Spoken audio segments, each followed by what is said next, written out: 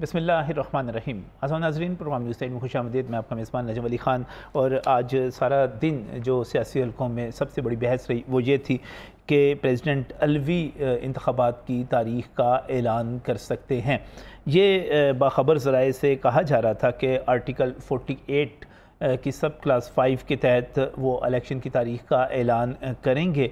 और ये कहा जा रहा था कि जब वो इसका ऐलान कर देंगे तो उसके बाद एक नया तनाज़ा खड़ा हो जाएगा कि उस तारीख़ को इंतख़ाबात होने चाहिए या नहीं होने चाहिए। इस सिलसिले में बहुत सारे ज़राए जो थे इस पर अपनी आरा का इजहार कर रहे थे और ये चीज़ सामने आ रही थी कि प्रेसिडेंट अलवी जो हैं 9 सितंबर के बाद से वो आइन के आर्टिकल 44(1) के तहत अब मुकम्मल आइनी सदर नहीं है, बल्कि ये एक स्टॉप के अरेंजमेंट है और इसके अंदर अबूरी सदर के तौर पर उनके पास वो तमाम इख्तियारात नहीं हैं जो किसी भी आइनी तौर पर मुंतखब सदर के पास हो सकते हैं। जैसे वो कोई भी पॉलिसी स्टेटमेंट दे सकता है, पॉलिसी दे सकता है, सुप्रीम कोर्ट में कोई रेफरेंस दायर कर सकता है।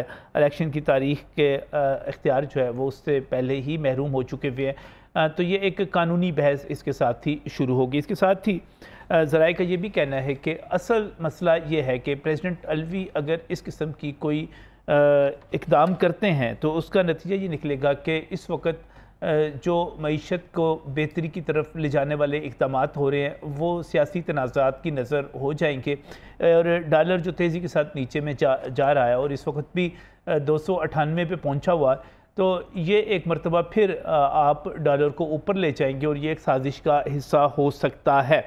ये कहा जा रहा है कि इससे पहले प्रेसिडेंट अलवी ने 6 अप्रैल 2022 को इलेक्शन कमीशन ऑफ पाकिस्तान को एक ख़त लिखा था और उसमें उन्होंने इलेक्शन कमीशन को ये कहा था कि आइन के आर्टिकल 48 सब क्लास 5 के तहत और 224 की सब क्लास 2 के तहत वो तारीख़ देने जा रहे हैं। इसके जवाब में न सिर्फ उनकी अपनी लीगल टीम ने उनको आगाह किया था बल्कि वजारत कानून ने भी उनको बताया था और आज़ाद जो कानूनी माहिरीन हैं उन्होंने भी कहा था कि मोहतरम इलेक्शंस एक्ट 2017 में तरमीम के बाद आप इस किस्म के इख्तियार से महरूम हो चुके हैं। अब ये जो एक इंतखाबात के हवाले से कन्फ्यूजन है ये बढ़ती चली जा रही है और इस वक्त सूरत हाल ये है कि साबिक वज़ीर ख़ारजा और पाकिस्तान पीपल्स पार्टी के चेयरमैन बिलावल भुट्टो ज़रदारी भी तसलसल के साथ 90 दिन में इंतखाबात के हवाले से बयानात दे रहे हैं। उन्होंने न सिर्फ अपने वालिद से इख्तलाफ किया है जिन्होंने उनके 90 रोज़ में इंतखाबात के हवाले से बयान के जवाब में अपना बयान दिया था, एक ट्वीट किया था और फिर वो बयान पाकिस्तान पीपल्स पार्टी की तरफ से बाकायदा जारी किया गया था, बल्कि उससे अगले दिन उन्होंने अपने इत्तेहादियों पर भी चढ़ाई की है और कहा है कि पाकिस्तान पीपल्स पार्टी किसी से नहीं डरती, हम डरने वाले लोग नहीं हैं, जो डर गया वो मर गया। और इंतखाबात जो है वो चाहते हैं और उन्होंने पीटीआई को पैगाम भी दिया कि तुम खड़े रहो, हम तुम्हारा मुकाबला करने के लिए आ रहे हैं। तो इस वक्त सवाल कई सामने आ गए हैं। सवाल ये भी है कि क्या एक आइनी सदर और एक अबूरी सदर यकसा अहमियत के हामिल हैं? वो एक तरह की तारीख दे सकते हैं, एक ही तरह के इक़दाम कर सकते हैं। और आज अगर प्रेसिडेंट अलवी जिस तरह की ख़बरें चल रही हैं, जिस तरह के इम्कानात ज़ाहिर किए जा रहे हैं, क्योंकि आज प्रेसिडेंट अलवी से निगरान वज़ीर कानून अहमद इरफान असलम की दूसरी मुलाकात हुई और उसके बाद ऐवान सदर ने यह वाज़ेह किया कि मुलाकात आम इंतखाबात पर जारी मुशावरत के तसलसल में की गई।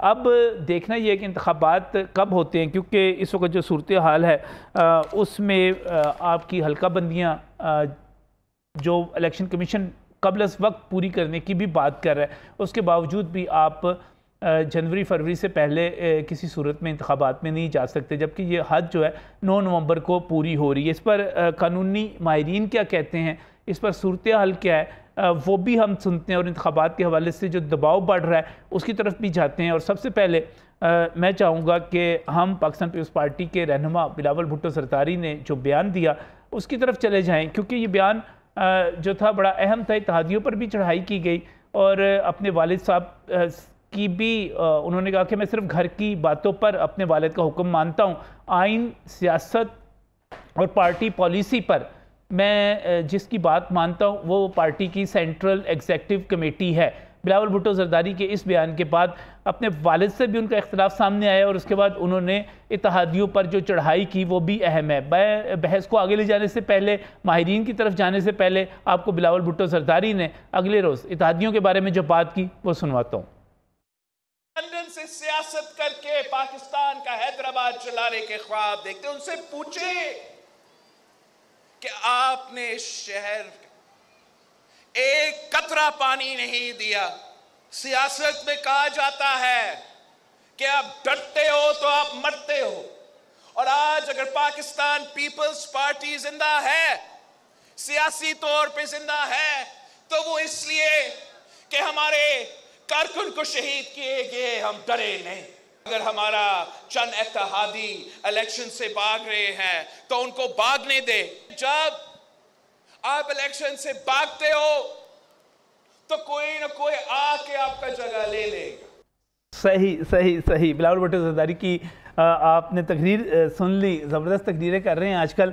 तो इससे पहले कि मैं अपने पैनलिस्ट जो हैं उनकी तरफ जाऊँ, मैं पहले तारुफ आपसे करवा देता हूँ कि मेरे साथ यहाँ पर डॉक्टर सईद अलाई भी मौजूद हैं। पाकिस्तान मुस्लिम लीग नून से आपका ताल्लुक़ है, सीनियर तजिया कार हैं। बहुत बहुत शुक्रिया डॉक्टर साहब हमें यहाँ पर ज्वाइन करने के लिए। इसके साथ ही मैं बहुत ही मशकूर हूँ, हाफिज़ सनफर अज़ीज़ हमारे साथ यहाँ पर मौजूद हैं। आप जमीयत उलमा इस्लाम और मौलाना फजलुर रहमान जो हैं, आप उनके पंजाब में तर्जमान हैं। बहुत बहुत शुक्रिया आपका भी हाफ़िज़ साहब हमें ज्वाइन करने के लिए। इसके साथ ही पाकिस्तान पीपल्स पार्टी के सारी उम्र से एक डेडिकेटेड रहनुमा मुनव्वर अंजुम हमारे साथ यहाँ पर मौजूद है। मुनव्वर साहब आपका भी बहुत बहुत शुक्रिया। ये एक टेक्निकल एक बहस पैदा होगी अभी इंतखाबात की तारीख़ के हवाले से, और ये बहस मुनव्वर साहब ये है कि क्या प्रेसिडेंट अलवी, आज बहुत ज़्यादा बात हो रही थी कि वो एक अबूरी सदन है, वो तारीख देख सकते हैं, नहीं देख सकते। सफदर शाहीन हमारे साथ advocate supreme court of Pakistan मौजूद हैं और आइनी इश्यूज़ के ऊपर आप बड़ी वाज़ेह राय रखते हैं। सफदर साहब अस्सलाम वालेकुम। जी अस्सलाम वालेकुम, कैसे हैं आप नजम भाई? सर अल्लाह का शुक्र, ठीक ठाक। सफदर साहब ये बताइएगा, प्रेसिडेंट अलवी इंतखाबात की तारीख देने की पोजीशन में है जबकि वो इस वक्त एक अबूरी सदर हैं। सबसे पहली बात तो ये कि जहाँ तक अबूरी सदर की आपने बात की है तो उसमें उसके जो है ना इख्तियारात में कोई कमी नहीं होती। जो कॉन्स्टिट्यूशन है उसमें सिर्फ निगरान वज़ीर आला और वज़ीर आज़म या बाकी और कुछ ओहदों की है। आइन में ऐसी कोई चीज़ नहीं लिखी हुई कि अगर सदर अबूरी होगा तो वो फलां इख्तियारात नहीं यूज़ करेगा। दूसरी बात, आपकी एक बात से एग्री करता हूँ जो इंटरव्यू में आपने कही कि उनके पास इख्तियार है या नहीं है। उनके पास डायरेक्टली आइन में ये नहीं लिखा हुआ कि सदर उसकी जो है ना दे सकता है डेट उसकी इलेक्शन की। सही। लेकिन कुछ चीजें ऐसी हैं कानून में जहां पे मना ना किया गया हो तो वो चीजें परमिसिबल कंसिडर की जाती हैं। उसमें सुप्रीम कोर्ट की लातादाद जजमेंट्स हैं, एक नहीं लातादाद, कि अगर कहीं कानून की वायोलेशन हो रही हो, कहीं आइन की वायोलेशन हो रही हो, तो कोई ऐसा ऑफिस जिसको ये इख्तियार नहीं दिया गया कि उसको रोकें और ये भी इख्तियार ना मना किया गया कि ये ना करे, तो फिर वो ऑफिस उसको यूटिलाइज करके तो आइन की प्रोटेक्शन के लिए आगे आ सकता है। जहां तक ये बात है कि 90 दिनों की, तो वो देखें आइन उसमें बिल्कुल क्लियर है। और अगर सदर पाकिस्तान कोई आइन की तारीख देते भी हैं इलेक्शन की आइन के तहत, तो शायद उस पर अमल ना हो जो पिछला हम देख रहे हैं ब्यूरोक्रेसी। बल्कि मैं आपको अप्रिशिएट करूंगा कि जब पहले तारीख दी गई थी तो मैं और आपने एक प्रोग्राम किया था, आपने कहा था इलेक्शन नहीं होंगे, मैंने कहा था आइन के मुताबिक होंगे। तो वो आप जीते, मैं नहीं जीत सका क्योंकि आपकी इंफॉर्मेशन ठीक थी। मेरा आइन का, मैं कानून का तालिब इल्म हूं, मेरा वो इल्म था, आपका साथ हिलम भी था और हिलम जीत गया। और अभी मेरे ख्याल में जो हालात वाक़ियत बन रहे हैं ना, इन हालात में भी अगर कोई सदर ममलकत लेटर लिखते हैं, वो लेटर ऑफ एडवाइस तो बिल्कुल किसी को भी लिख सकते हैं आइन की इम्प्लीमेंटेशन के लिए, उसमें कोई एम्बिग्विटी नहीं। तो शायद उस पर ना अमल नहीं होगा फ्रैंकली स्पीकिंग। और आ जाके फिर हमारे पास एक ही फोरम बचता है, वो ऑनरेबल सुप्रीम कोर्ट, और उसके डिसीजन के साथ जो है ब्यूरोक्रेसी इलेक्शन कमीशन ने पहले क्या किया वो भी आपके सामने है। उस पर अब कमेंट की जरूरत नहीं है क्योंकि अभी उसकी इम्प्लीमेंटेशन, यानी कि आप प्रैक्टिकली समझ रहे हैं कि जो आज खबरें चल रही थी, और अगर प्रेसिडेंट अलवी कोई इस किस्म का लेटर लिख भी देते हैं, कोई एडवाइस जारी कर भी देते हैं, तो आपको उस पर अमल होता हुआ नजर नहीं आ रहा? आप पिछला अगर जो एपिसोड पिछले लास्ट नहीं, वो बाकी तशरीहात मुख्तलिफ हैं, तशरीहात मैं तशरीह मुख्तलिफ करूंगा आपसे कि अमल क्यों नहीं होगा, आपकी तशरीह मुख्तलिफ है, लेकिन हम दोनों का इस पर इत्तफाक हो गया कि अमल नहीं होगा उस पर। Exactly I agree, I am concerned. हाँ, क्योंकि मेरे पास उसकी तशरीह बिल्कुल दूसरी है, क्योंकि मैं समझता हूँ कि जब एक अबूरी सदर आ गया तो उसके इख्तियारात महदूद हो गए, वो हर चीज़ नहीं कर सकता। अब वो आईनी सदर के तौर पर जिस तरह उसके इख्तियारात हैं वो नहीं कर सकता सारी की सारी चीज़ें। मेरी तशरीह ये है। नहीं, आइन में ऐसा कुछ नहीं लिखा ना नजम भाई, मैं वो बिल्कुल क्लियर आपको बता रहा हूँ कि आइन का कि आर्टिकल 41 से 49 जो प्रेसिडेंट है वो सारा पढ़ लेना, तो उसमें कोई ऐसी चीज नहीं लिखी हुई। जब तक ऐसी चीज लिखी नहीं, ऐसी कोई जजमेंट नहीं है हमारे पास। प्राइम मिनिस्टर, वज़ीर आला, वाइस चांसलर, ये वो इन सब के बारे में जजमेंट्स हैं, सदर के लिए नहीं है। सदर की आईनी मुद्दत उस वक्त तक चलेगी क्योंकि इलेक्टोरल कॉलेज उसका नहीं है। इलेक्टोरल कॉलेज जब आएगा तो उसको इलेक्ट कर लेगा। इलेक्टोरल कॉलेज आपका सेनेट है, नेशनल असेंबली है और प्रोविंशियल असेंबलीज है। सही, लेकिन हमारा इस पर इत्तफाक हो गया कि प्रेसिडेंट अलवी को डेट दे भी देते हैं तो उस पर हमारी मुख्तलिफ तशरीहात के साथ कि उस पर अमल नहीं होगा। सफदर शाहीन साहब बहुत बहुत शुक्रिया हमारे साथ माहिराना राय देने के लिए। और चलते हैं आप डॉक्टर सईद इलाही साहब, सबसे पहले आप मुस्लिम लीग नून इस पर बड़ी रद्द-ए-अमल जाहिर कर रही है। तारड़ साहब ने प्रेस कॉन्फ्रेंस कर दी, मरियम औरंगजेब ने कह दिया कि छोड़ें आप ऐवान सदर खाली करने की तारीख दें, ये क्या आप तारीखें बाकी तारीखें छोड़ें। मुस्लिम लीग नून को क्या एतराज़ है इस पर? देखिए, मुस्लिम लीग नून के तर्जुमान है, वो तो बेहतर बता सकते हैं वो क्या सोच रहे हैं, क्योंकि मेरा तो राब्ता उनसे नहीं है अच्छा कि मैं उनकी नुमाइंदगी कर सकूँ। लेकिन मैं वैसे अपनी राय का इजहार कर देता हूँ कि जो भी वो कह रहे हैं ये तो सियासत है। देखिए, अगर सदर कोई बात कर रहा है तो उसकी मुखालफत में PMLN के लोग बयान दे रहे हैं, पीपल्स पार्टी के कुछ और बयान दे रहे हैं। लेकिन आपने जो दो बातें कही हैं कि प्रेसिडेंट साहब अबूरी सदर हैं जी, वो क्योंकि उनकी मुद्दत ख़त्म हो गई है। लेकिन मेरे ख्याल में जो जितनी पावर्स की बात कर रहे थे हमारे दोस्त जो हैं, एक तो जो नया 2017 का इलेक्शन एक्ट है ना, उसमें 57(1) है जी हाँ, जिसके तहत ये तमाम अख्तियारात चीफ इलेक्शन कमिश्नर को दे दिए गए हैं कि वो डेट अनाउंस करेंगे, प्रेसिडेंट साहब नहीं करेंगे। दूसरी बात यह है कि अभी उन्होंने कहा कि जी वो लातादाद अख्तियारात तो जो मर्जी कह दें, वो कहते हैं कि सुप्रीम कोर्ट ऑफ पाकिस्तान के लातादाद फैसले मौजूद हैं जिनमें कोई भी ऑफिस जहां पर आइन की खिलाफ वर्जी हो रही हो वो आइन को बालादस्त करने के लिए, उसको इम्प्लीमेंट करवाने के लिए आ जाए, करवा दे। नहीं, लेकिन वो लिख सकते हैं ना, जैसे कह रहे हैं वो लेटर लिख सकते हैं। सही, तो इसका मतलब जिसको मर्जी लेटर लिखें, वो किसी आपको लिख दें, मुझे लिख दें, इसकी हैसियत तो वही हुई ना कि वो एक हाथ लिख दें, नजम अली साहब आप कल से प्रोग्राम ना करें तो आप रुक जाएंगे। तो इसी तरह इलेक्शन कमीशन के लिए कोई बाइंडिंग फोर्स नहीं है, वो कोई हुक्म नहीं है। तो मेरा ये ख्याल है कि लिखे जो खत तुझे वो तेरी याद में। सदर साहब जो हैं, मेरा ख्याल में उन्होंने अपने गुज़श्ता 5 साल में बड़ी गैर संजीदा और गैर रवायती हरकत की हैं। वो उनके ओहदे के मुनाफी बातें नहीं थी जो वो करते रहे हैं और कर रहे हैं। तो मेरा ख्याल है कि वो 1-2 दिन में कुछ सोचते हैं, संभलते हैं, फिर बहक जाते हैं। अब देखें, कुछ 3-4 दिन पहले उनके बयान कुछ और थे, अब कुछ और हैं। लेकिन जैसे पहले कहा गया, आपने कहा और हमारे मुअज़्ज़ज़ वकील साहब ने भी कहा कि वो ख़त लिख भी देंगे तो इलेक्शन नहीं होंगे, क्योंकि इलेक्शन उनकी मर्ज़ी से या ख्वाहिश से नहीं होने। और मेरी ये ख्वाहिश है कि काश सदर पाकिस्तान इस वक्त भी, जैसे आपने जिक्र किया कि मुल्क एक टर्मोइल से गुजर, लेकिन फड्डा पड़ जाएगा सईद इलाही साहब, एक इस वक्त तनाज़ा पैदा हो जाएगा।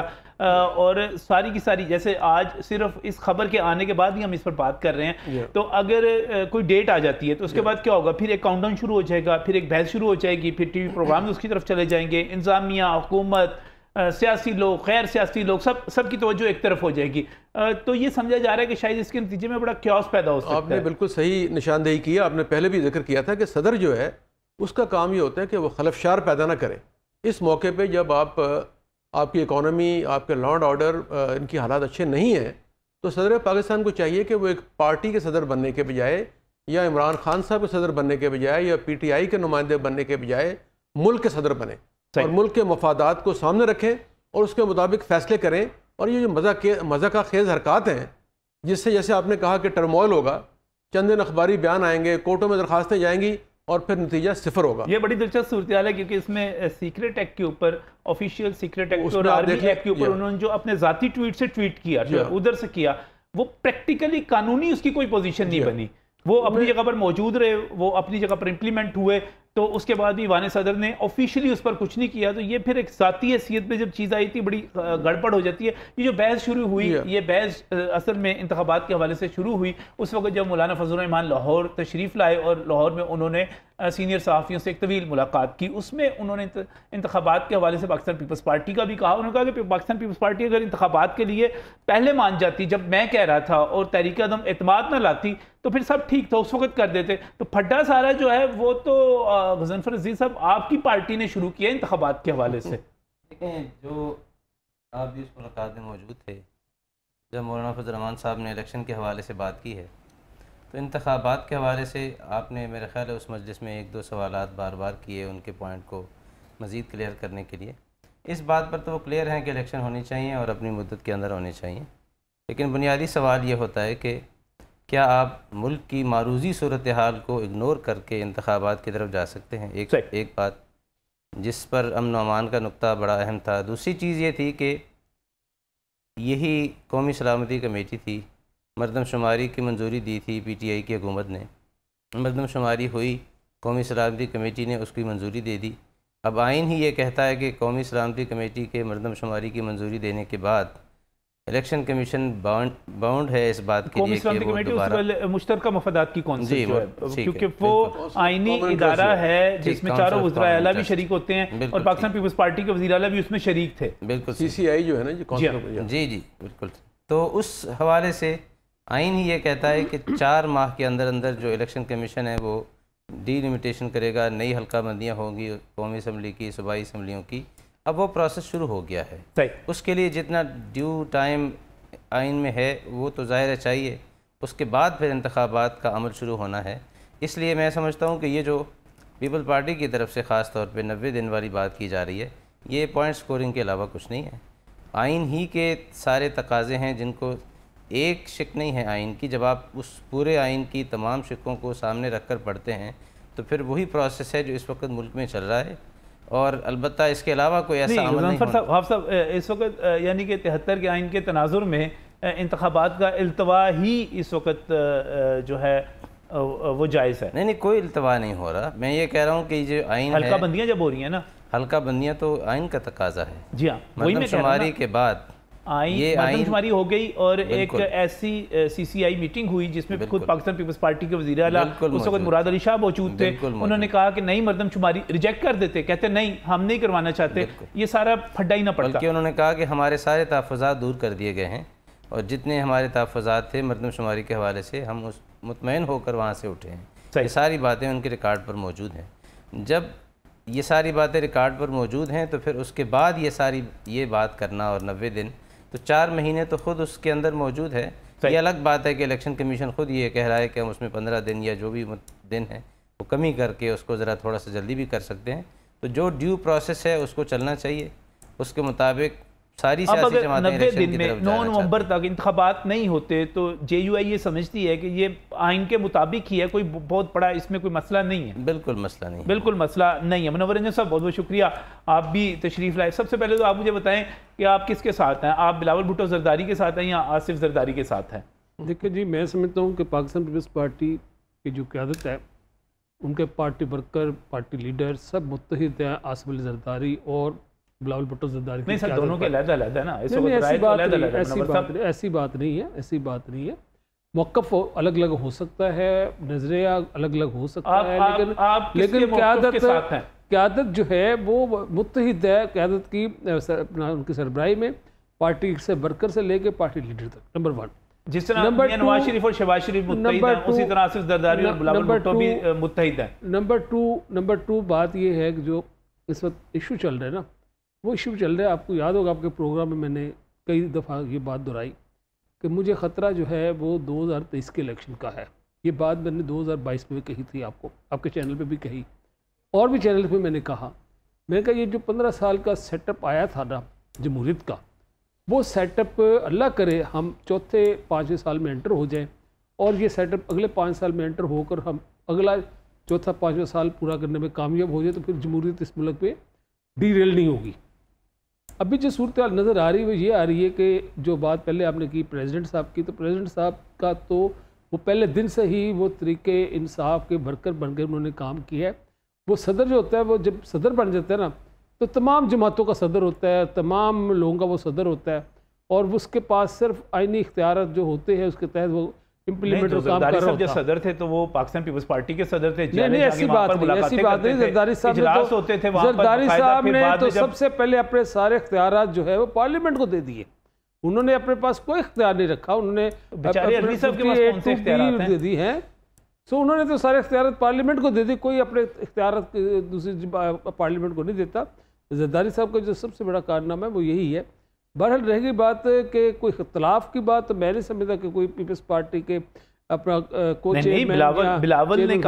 बिलावल भुट्टो जरदारी ने कहा कि मैं घर के मामलात में तो प्रेसिडेंट जरदारी यानी अपने वालिद की बात मानने का पाबंद हूँ, लेकिन जब बात आएगी आइन की, जब बात आएगी सियासत की, और जब बात आएगी पार्टी पॉलिसी की, तो फिर मैं सेंट्रल एग्जीक्यूटिव कमेटी का पाबंद हूँ।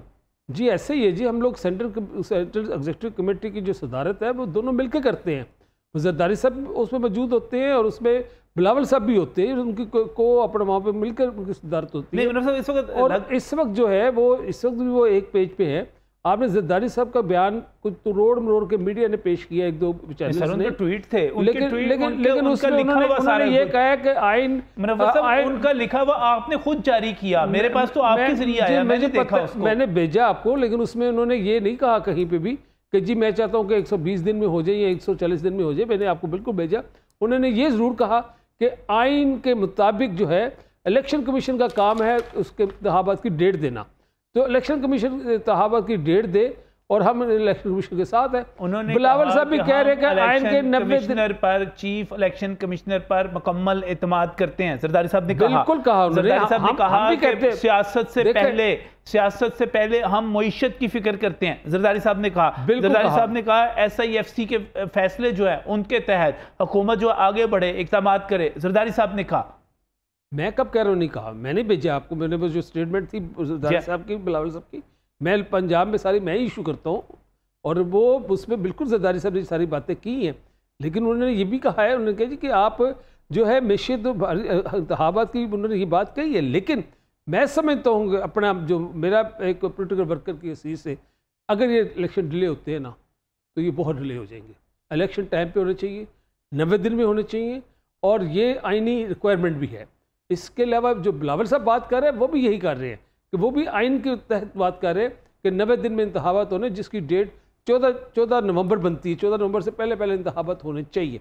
अगर ये किसी कोई भी सूरत, जो वज़ीर-ए-आज़म साहब का बयान परसों चौथ जो मैं पढ़ रहा था, देख रहा था, उसमें वो कह रहे थे कि नहीं जी आप जो ना, हम तो सुप्रीम कोर्ट के पाबंद है, अब फैसला सुप्रीम कोर्ट करेगी, फैसले पार्लियामेंट ने करना होता है। अगर पार्लियामेंट नहीं है तो आप केयर टेकर प्राइम मिनिस्टर, तो आपकी कभी ना नहीं कर दे फैसले, तो आप लोग स्टेट आप पब्लिक को भी सीधा रास्ता दिखाएं, लोगों को सीधा रास्ता दिखाएं। मुनव्वर रंजन साहब, आप ये कह रहे हैं कि 90 दिन में, आप बिलावल भुट्टो जरदारी साहब के बयान के साथ जा रहे हैं और आप कह रहे हैं 90 दिन में इंतखाबात होने चाहिए। बिल्कुल होने चाहिए, 90 दिन के मैं हक में हूँ, पोलिटिकल वर्कर, पक्की बात है, पोलिटिकल वर्कर के तौर पर मैं 90 दिन के हक में हूँ, क्योंकि मुझे खतरा के साथ नहीं, मुझे नहीं मैं दोनों के साथ हूँ। 90 दिन के अंदर इंतखाबात होने चाहिए, क्योंकि मुझे खतरा पता क्या है, टू बी ऑनेस्ट, मैं क्योंकि डायलॉग प्रोसेस का हिस्सा रहा हूँ, जो इंटरनेशनल कम्युनिटी के साथ हुआ थे, मैं उस डायलॉग प्रोसेस का हिस्सा रहा हूँ।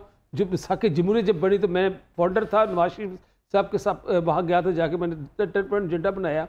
मैं समझ रहा हूँ कि वो 15 साल का जो पीरियड है, वो जो हम सुनते थे ना कि टेक्नोक्रेट्स, ये कोई सिस्टम को नया लाना चाह रहे हैं, वो सिस्टम का मुझे बहुत ज़्यादा खतरा लग रहा है कि जमहूरियत जो है ना वो लपेटने की कोशिश की जा रही। मैं समझता हूँ हम तो अपनी जो बहुत सारे बंदे ये कह रहे हैं कि मुख्तलिफ क्रैकडाउन शुरू हो गए हैं, पीपल्स पार्टी के बंदे फड़े जाने हैं, खूब फेंटी लगनी है, आप लोग जो पहले ही तैयारी कर रहे हैं उसकी। हाँ जी, मुझे ये खबर आई है, मेरा भी डाटा शेटा कहीं पे डिस्कस हुआ है, मेरा भी डाटा लिया गया है। अच्छा, हाँ जी, मेरा भी पीपल्स पार्टी को मुश्किल वक्त आने वाला है। मेरा डाटा भी 2-3 दिन पहले मेरा पूरा डाटा लिया गया। आपका डाटा ले लिया गया? अल्लाह ताला का वो मेरे तक बात है कि जी नैब का कोई केस नहीं मेरे ऊपर, शुक्र अल्लाह ताला का। किसी ने पूछा कि नहीं, जो खबरें आ रही थी ना कि बहुत सारे आपके करीबी अफसरान को रोक दिया गया बाहर जाने से, इसमें क्रैकडाउन भी शुरू होने वाले हैं, इसमें डॉलर्स में, इसमें स्मगलिंग में, इसमें ज़ख़ीरा अंदोज़ी में, या किसी भी हवाले से आपके पीपल्स पार्टी इन्वॉल्व नहीं है। किसी भी जगह पे इन्वॉल्व नहीं है। नहीं, आपकी लड़ाई नहीं होने वाली। सारे कह रहे थे आपकी लड़ाई नहीं होने वाली। सारे कह रहे थे सरदार साहब वापस नहीं आएंगे, वापस आ गए। सारे कह रहे थे बिलावल साहब चले गए, वापस नहीं, ये आ गए वापस।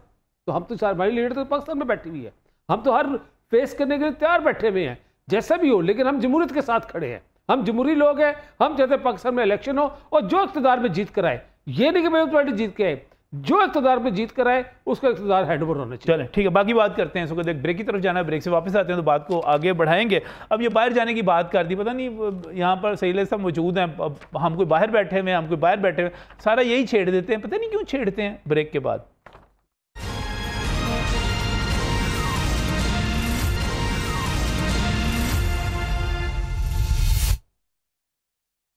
Welcome back from Pakistan Peoples Party इस वक्त बड़ी शद्दोमत के साथ 90 रोज़ में इंतखाबात का मुतालबा कर रही है और 90 रोज़ के इंतखाबात के मुतालबे के हवाले से बिलावल भुट्टो जरदारी जो हैं उन्होंने ताबड़तोड़ बयानात भी दिए हैं, हत्ता कि यहाँ तक उन्होंने अपने वालिद से कन्फ्रंट किया है, उसके बाद अपने इत्तेहादियों पर भी उन्होंने चढ़ाई की है और वो कह रहे हैं कि हमें 90 दिन में इंतखाबात चाहिए। अब 90 दिन में उनको इंतखाबात चाहिए तो ज़रूर, लेकिन जब यहाँ पर मुनव्वर अंजुम साहब बैठे हुए हैं, गज़नफ़र अज़ीज़ साहब बैठे हुए हैं, डॉक्टर सईद अली साहब बैठे हुए हैं, तो एक मरतबा फिर मुनव्वर अंजुम साहब ये बताइएगा ज़रा कि जिस वक्त मुश्तरका मफादात की कौंसिल का इजलास हो रहा था, आपके वज़ीर आला मुराद अली शाह वहाँ बैठ कर नई मरदमशुमारी की बात कर रहे थे और कह रहे थे कि हाँ हम उसको अप्रूव करते हैं, मुतफ़िक़ा तौर पर उसको मंजूर करते हैं, तो उस वक्त से पूरा मीडिया चीख चीख के कह रहा था कि इसके नतीजे में इंतखाबात ताख़ीर का शिकार हो जाएंगे, मुलतवी हो जाएंगे। उस वक्त आपकी पार्टी, फिर आप मुतालबा करेंगे, मुराद अली शाह ने क्या बिलावल भुट्टो जरदारी से पूछा नहीं था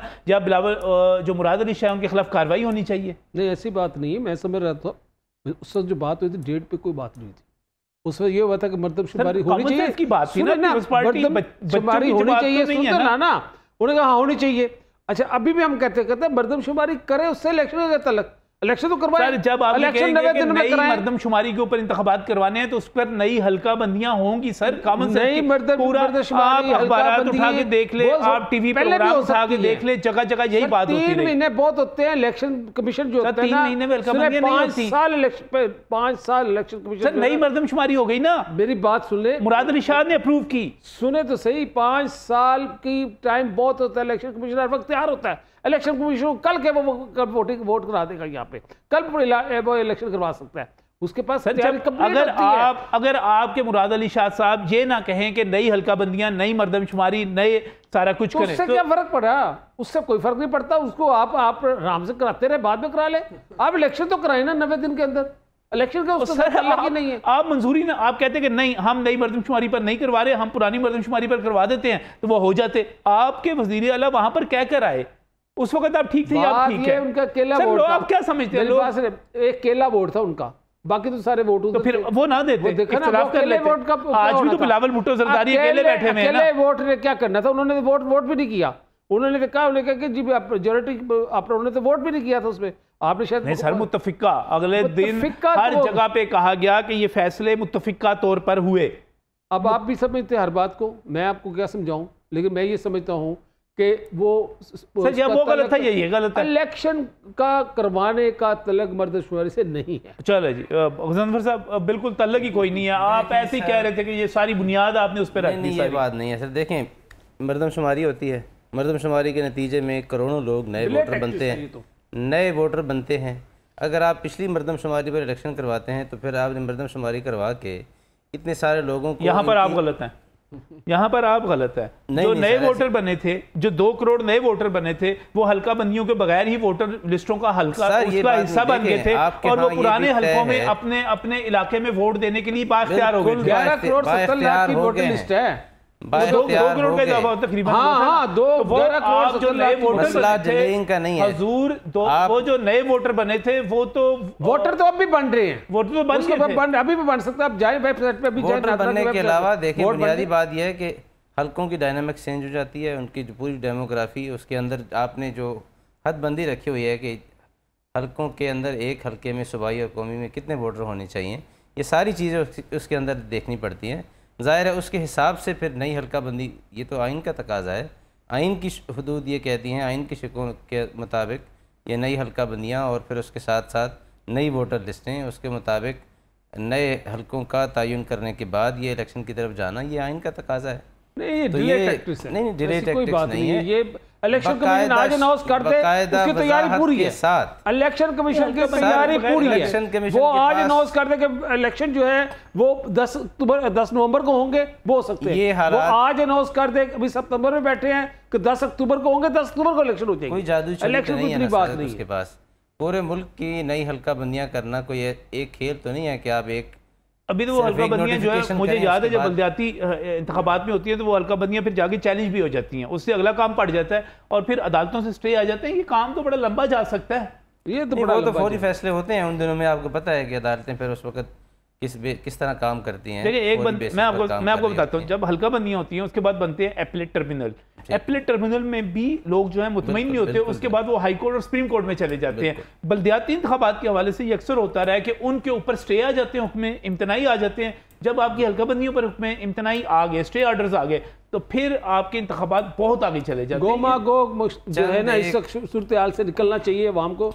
इस वक्त अवाम की बेचैनी को खत्म होना चाहिए। सही, अवाम की बेचैनी तभी खत्म होगी, सबको भी बताया ना, नहीं जो बयान जारी किया फिर उन्होंने, नहीं बेचैनी खत्म होगी तभी जब इलेक्शन होंगे। अपना नंबर भाई जरदारी साहब को भी बताया ना कि हल्कों के अलावा अब तक इस तरह का कदम कहीं नहीं। बिलावल साहब सही कह रहे हैं, जरदारी साहब को भी बताया ना कि बिलावल भुट्टो सही कह रहे हैं, आपके बेटे सही कह रहे हैं। बात यह है कि जरदारी साहब का अपना मौकफ हो सकता है, पार्टी का मौकफ नहीं है।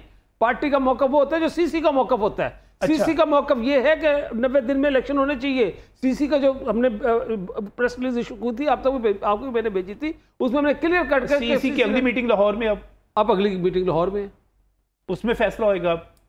उसमें जो पिछले दिनों में फैसले हुए थे उसकी इम्प्लीमेंटेशन देखी जाएगी और आइंदा का लाहे में इख्तियार किया जाएगा। आज क्या तारीख है जी? आज हो गई है अपना 11 सितंबर। 11 सितंबर से अक्टूबर, अक्टूबर से नवंबर के शुरू में आप ये समझ रहे हैं कि अभी भी 90 दिन में हो सकते हैं? बिल्कुल हो सकते हैं, कोई इश्यू नहीं है, हो सकते हैं। अगर दोनों की बातें सुन ली, सारी चीजें सुन ली। आपने दो बड़े अहम सवाल किए हैं कि इलेक्शन होंगे या नहीं होंगे। सही, तो आपके प्रोग्राम में मैं पहले भी कहता रहा हूं कि मुझे इलेक्शन नज़र नहीं आते। दूसरी बात यह है, कब तक नजर नहीं आ रहे? मेरे ख्याल में शायद ये, मुझे नवंबर में नजर नहीं आ रहे, लेकिन बहरहाल फरवरी तक, मार्च की मुझे तो फरवरी में नज़र नहीं आ रहा है। लेकिन बहरहाल अच्छा। मेरा ये ख्याल है कि इलेक्शन किस लिए कराए जाते हैं कि मुल्क के हालात बेहतर हों, इकॉनमी बेहतर हो, लोगों की तसल्ली हो। आप माशाल्लाह पब्लिक फिगर हैं, बाहर निकलते हैं, आप कई दफ़ा टीवी प्रोग्राम करते हैं, ज़रा जाएँ ज़रा बाज़ारों में जाकर लोगों से बात करें, इलेक्शन के बारे में, लीडर्स के बारे में, पार्टियों के बारे में लोगों के क्या तासुरात हैं, ये आप जानते हैं और लोगों को दिखाते रहे हैं अपने प्रोग्रामों में। इस वक्त अगर एक आम आदमी से पूछा जाए कि आपकी ज़रूरत क्या है, तो इलेक्शन उनकी ज़रूरत नहीं है। उनकी ज़रूरत उनके हालात हैं, उनके माशी हालात हैं, महंगाई है, बदअमनी है। एक सूबे में बदअमनी है और महंगाई पूरे मुल्क में। तो मेरा ये ख्याल है कि इस बात को जो फैसला करने वाले या फैसला साज हैं वो जान चुके हैं कि आम आदमी का इंटरेस्ट नहीं है, क्योंकि सब पार्टियां जो पाकिस्तान की हैं उनका कल्चर, उनकी लीडरशिप एक जैसी है और वो आवाम को बाहर नहीं ला सकते। ये साबित हो गया पिछले 7-8 साल में। इमरान खान साहब, पीपल्स पार्टी, PMLN, ये बहुत बड़ी तादाद में लोगों को बाहर नहीं ला सकते और लोग इनकी बात नहीं मानते।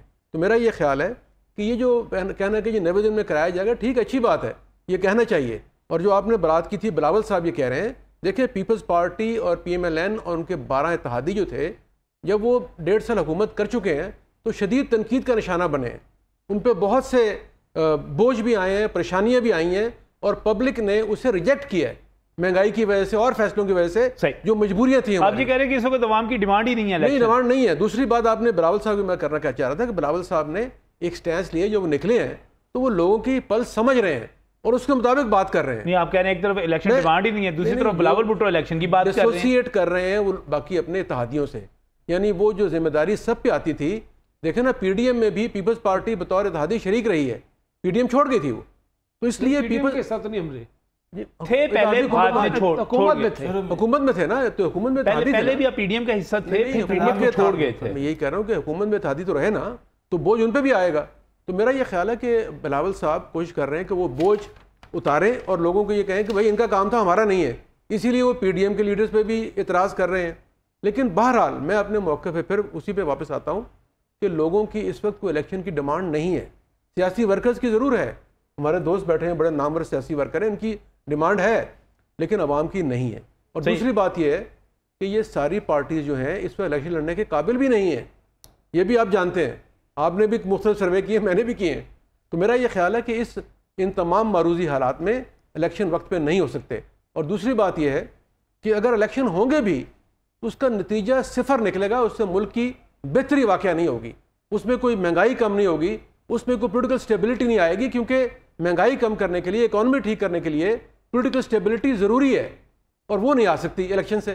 तो मेरा ये ख्याल है कि जो ये सोचा जा रहा है, समझा जा रहा है कि आहिस्ता आहिस्ता कुछ वक्त के बाद इलेक्शन कराए जाए, ताकि ये बात वाज़े हो जाए कि कौन से लोग इलेक्शन लड़ेंगे और लोगों को फैसला करने में आसानी होगी कि हमने किसको वोट देना है जो हमारी मुश्किलात का मदावा कर सके। सही। और इस सियासत जो है ना वो सियासतदान का काम है, ये किसी और का काम नहीं है। सियासतदान ने ही मुल्क बनाया।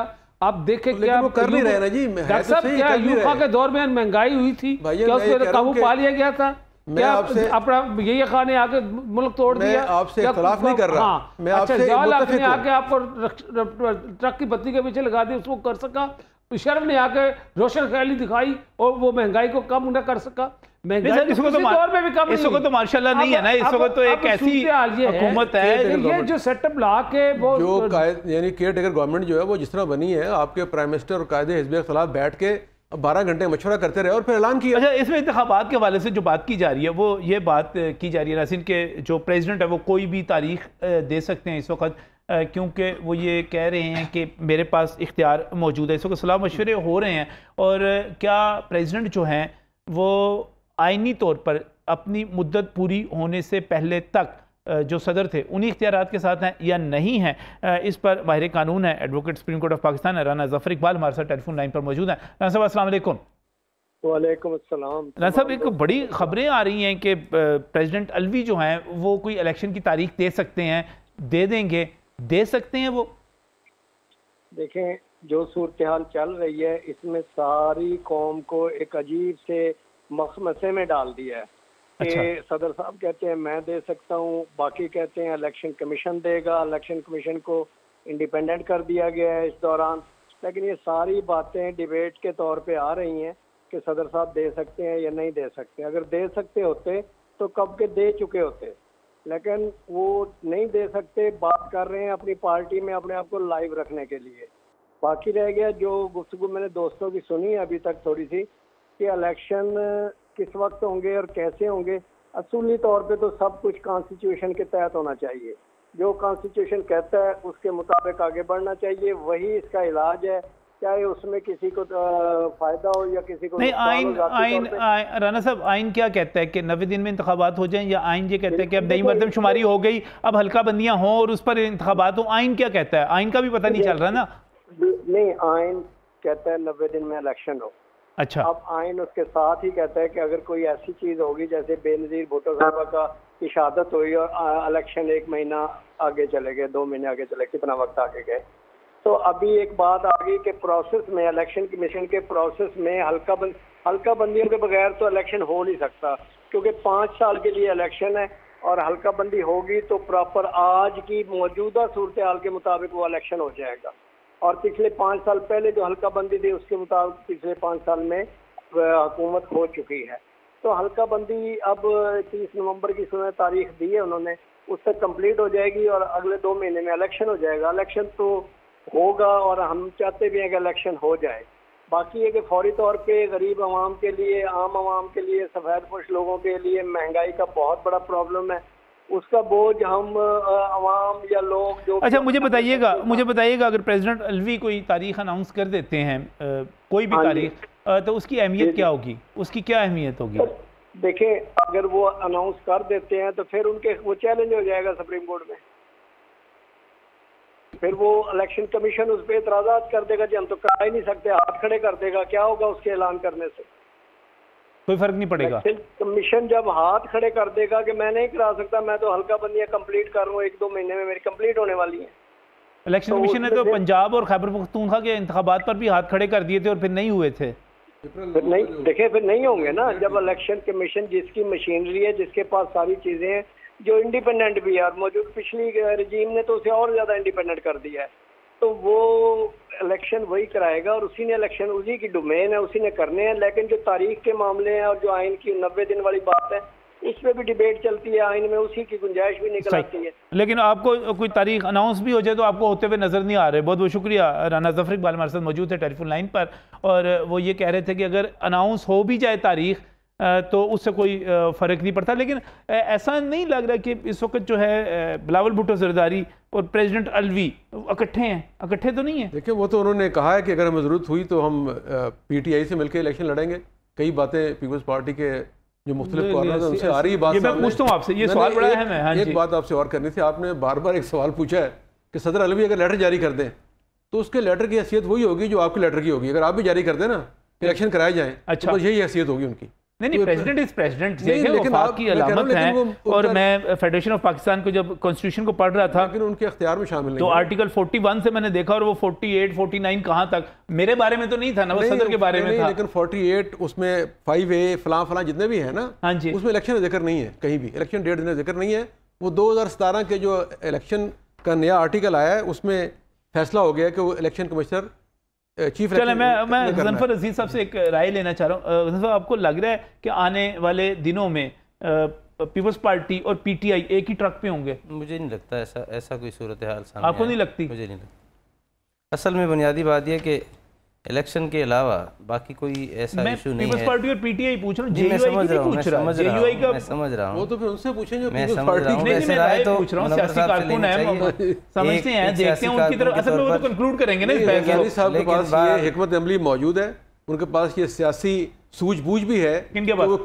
जरदारी साहब के, कि वो किसी भी पार्टी को किसी भी बिलावल भुट्टो ज्यादा नजदीक नजर आ रहे हैं, लेकिन बिल आखिर वो मेरा ख्याल जरदारी साहब की बात ही मानी जाए। मेरा ख्याल है अगर वो ऐसा कोई इकदाम उठाते भी हैं तो ये उनकी पॉलिटिकल जो है ना गलती शुमार होगी। कोई ऐसा कदम शायद उनके अपने लिए सारी बहस जो है बार बार कई लोग सवाल कर रहे हैं कि आने वाले वक्त में ऐन मुमकिन है कि एक ट्रक होगा, उस ट्रक के ऊपर पीपल्स पार्टी भी मौजूद होगी, PTI भी मौजूद होगी, वो इंतखाबात का मुतालबा कर रहे होंगे। ये आपको मुनव्वर रंजन साहब कितना मुमकिन नजर आ रहा है आने वाले दिनों में? सियासत में दोस्त और दुश्मन बदलते रहते हैं, इसमें तो कोई शक नहीं। आज का दोस्त कल का दुश्मन, कल का दुश्मन आज का दोस्त। लेकिन मैं समझता हूँ कि PTI के अपना मंशूर है, हमारा अपना मंशूर है। नहीं, मंशूर तो नून लीग और पीपल्स पार्टी का भी, लेकिन हमने इलेक्शन कभी भी इकट्ठे नहीं लड़ा, ना नून ने हमने मिलकर इकट्ठे लड़ाया, ना हमने कभी किसी और। नहीं, मैं इलेक्शन अपना लड़ेंगे। इलेक्शन लड़ना अपना है। हाँ, इलेक्शन के मुतालबे के लिए PTI और पीपल्स पार्टी एक ट्रक पे। बात यह है कि PTI जो लाइन ले रही वो अपने सिस्टम के मुताबिक, अपने हालात के मुताबिक लाइन ले रही है। हम अपने जो हम समझ रहे हैं, जो बिलावल साहब बात कर रहे हैं ना, बिलावल साहब वो बात करे जो बिलावल साहब और प्रेसिडेंट अलवी आपस में राब्ते में तो नहीं है? नहीं, अब देखो जी उनका क्या तल्लक, वो तो एक तरीके इंसाफ का कारकुन है। आरिफ अलवी साहब, हाँ, वो तो कारकुन है तरीके इंसाफ का, वो प्रेसिडेंट नहीं है। आप उसे प्रेसिडेंट कहते हैं डॉक्टर आरिफ अलवी साहब को?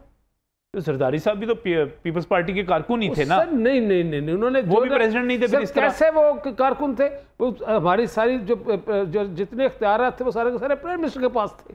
और दूसरी बात ये है कि अपना परवेज इलाही जो है वो डिप्टी प्राइम मिनिस्टर बना, हमने उससे बनाया। तो बात ये है कि सियासत वो भी थी और सियासत ये भी है, और सियासत आने वाले दौर में बस दुआ मैं ये करता हूँ कि अल्लाह करे। MKM ने बड़ा आखिर में MKM ने बड़ा तबसरा किया, वो कहते हैं पापा ने काम पे लगा दिया बिलावल को। देखिए जी, किस काम पे लगा दिया?